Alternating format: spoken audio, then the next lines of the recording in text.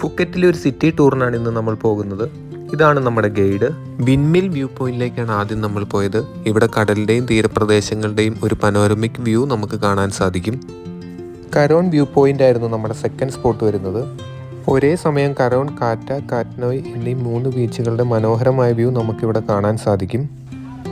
ഫുക്കറ്റിലെ main അട്രാക്ഷനായ big ബുദ്ധ statue ആണ് നമ്മുടെ next spot. വെളുത്ത മാർബിൾ കൊണ്ടുണ്ടാക്കിയ 45 മീറ്റർ ഉയരമുള്ള ഒരു പ്രതിമയാണിത്.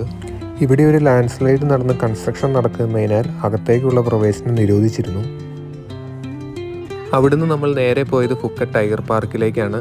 വിവിധ വലിപ്പത്തിലുള്ള കടുവകളുടെ കൂടെ നിന്ന് ഫോട്ടോയും വീഡിയോ ഒക്കെ എടുക്കാൻ പറ്റുന്നതാണ് ഇവിടുത്തെ സവിശേഷത. സ്മോൾ, മീഡിയം, ബിഗ്, ജയന്റ് എന്നിങ്ങനെ വിവിധ തരത്തിലുള്ള കടുവകളുണ്ട്. ഇവകളുടെ വലിപ്പത്തിനനുസരിച്ച് ഇതിൻ്റെ എൻട്രി ഫീലും വ്യത്യാസം ഉണ്ടാവും. ടൈഗർ പാർക്കിൽ നമ്മൾ നേരെ പോയത് വാട്ട് ചലോങ് ടെമ്പിളിലേക്കാണ്. ഫുക്കറ്റിലെ ഏറ്റവും വലുതും ഏറ്റവും കൂടുതൽ ആളുകൾ സന്ദർശിക്കാൻ എത്തുന്നതുമായ ബുദ്ധമത ക്ഷേത്രമാണ് വാട്ട് ചലോങ്. 19-ാം നൂറ്റാണ്ടിൻ്റെ തുടക്കത്തിലാണ് നിർമ്മിച്ചതെന്ന് കരുതപ്പെടുന്നു. ഇവിടുത്തെ അതിശയകരമായ വാസ്തുവിദ്യയും ബുദ്ധൻ്റെ അസ്ഥി അവശിഷ്ടം ഉൾക്കൊള്ളുന്ന 60 മീറ്റർ ഉയരമുള്ള ഗ്രാൻഡ് പഗോഡയും ലോകപ്രശസ്തമാണ്. അവിടുന്ന് നമ്മൾ നേരെ പോയത് ബിഗ് ബി ഫാമിലേക്കാണ്. വിവിധ തരത്തിലുള്ള തേനീച്ചകളെ വളർത്തുന്ന ഒരു ഫാമാണിത്. ഇതിൻ്റെ തേൻ കൊണ്ടുണ്ടാക്കുന്ന വ്യത്യസ്തമായ ഉൽപ്പന്നങ്ങൾ നമുക്കിവിടെ നിന്നും വാങ്ങാൻ സാധിക്കും.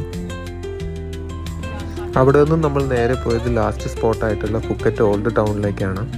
ഇവിടുത്തെ തെരുവിൻ്റെ ഇരുവശത്തുമുള്ള ചൈന പോർച്ചുഗീസ് കെട്ടിടങ്ങളാണ് ഓൾഡ് ടൗണിനെ പ്രശസ്തമാക്കുന്നത്. ഇവിടുത്തെ ഈ പഴയകാല കെട്ടിടങ്ങളും അതിലെ പെയിൻറ്റിങ്ങുകളും കൊണ്ട് തന്നെ ഫോട്ടോഗ്രാഫിക്ക് വളരെ പേരുകേട്ട ഒരു സ്ഥലം കൂടിയാണിത്. 1 മണിക്കൂർ അവിടെയൊക്കെ ചുറ്റിക്കറങ്ങിയ ശേഷം നമ്മളെ തിരികെ അവർ ഹോട്ടലിലേക്ക് ഡ്രോപ്പ് ചെയ്തു. ഫുക്കറ്റിലെ ലാസ്റ്റ് ഡേയുടെ വിശേഷങ്ങൾ നെക്സ്റ്റ് വീഡിയോയിൽ. Bye bye.